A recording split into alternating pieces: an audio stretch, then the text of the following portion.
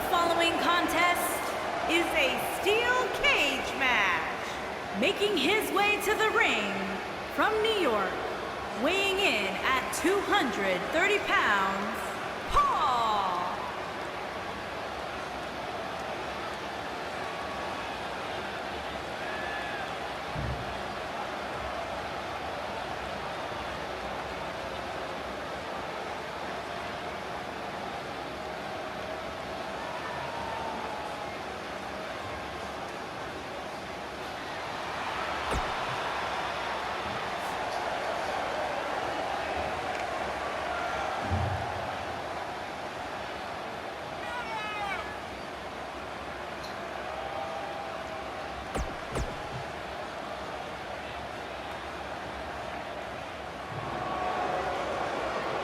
Somebody's in trouble.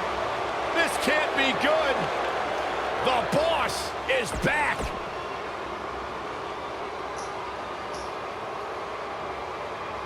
He's the boss. He's chairman and CEO of WWE.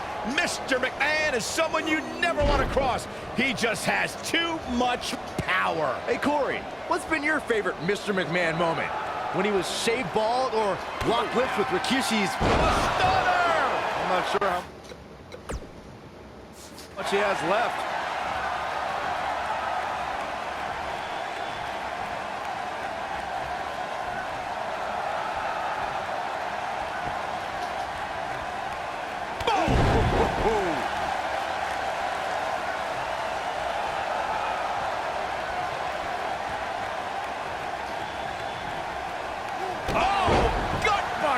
Evisceration. Here we go. Mr. McMahon is setting it up. Stunner, Corey. A chairman stunner. Can he finish the job? We've got a cover. That was nowhere near a 3 count. Too soon.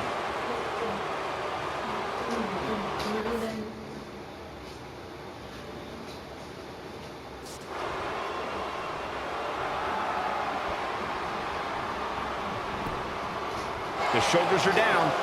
It's going to take more than that to keep his shoulders down. Not even close.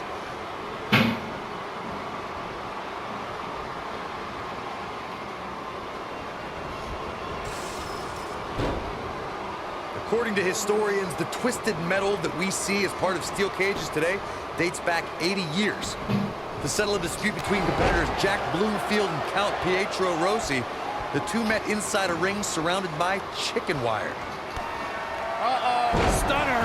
He's really looking to prove a point here.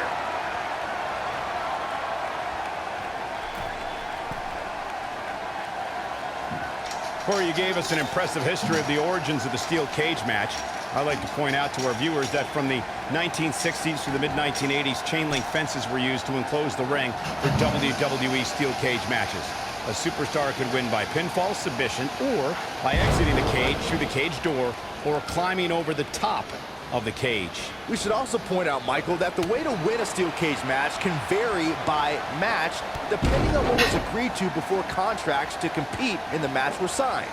Talking about history, at WrestleMania 2, WWE unveiled the redesigned steel cage with solid steel blue bars before returning to chain link mesh in the late 1990s.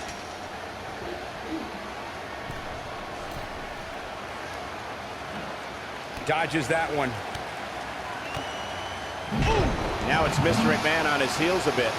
I'm not sure how much more he has to give. At this point, they both look to be about evenly matched. Maybe I'd give him an edge, but not by much. Yikes.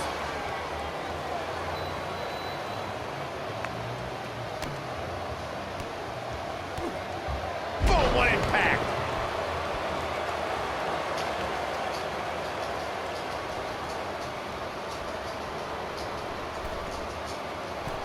It's no secret that Mr. McMahon can be brash, confrontational, and at times even explosive.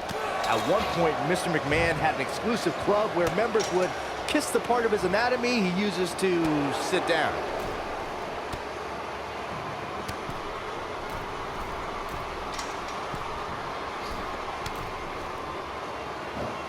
Great one-on-one action here tonight. It doesn't get much better than this. Byron, you touched on something earlier. Mr. McMahon can most definitely be vain, smug, pompous, adversarial. At one point, the chairman of WWE referred to himself as a genetic jackhammer. Byron, you showed up on television dressed like a baby. Who are you to insult Mr. McMahon? Mr. McMahon knows what's best for the WWE locker room and the WWE universe better than they do themselves. Sometimes you have to crack a few eggs if you want to make an omelet. If someone doesn't like what Mr. McMahon's doing, that's just too bad.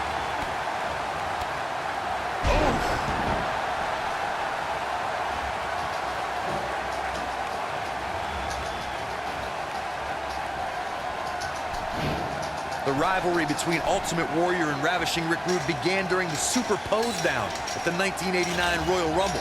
Then it progressed to where both superstars battled over the Intercontinental Championship. At SummerSlam 90, Yes! Takes it!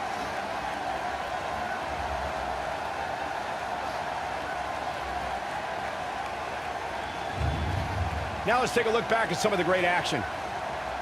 these superstars didn't exactly set the world on fire, but this match had its moments, as we see here. Here is your winner, Paul. That's an impressive win right there. That was simply a case of one guy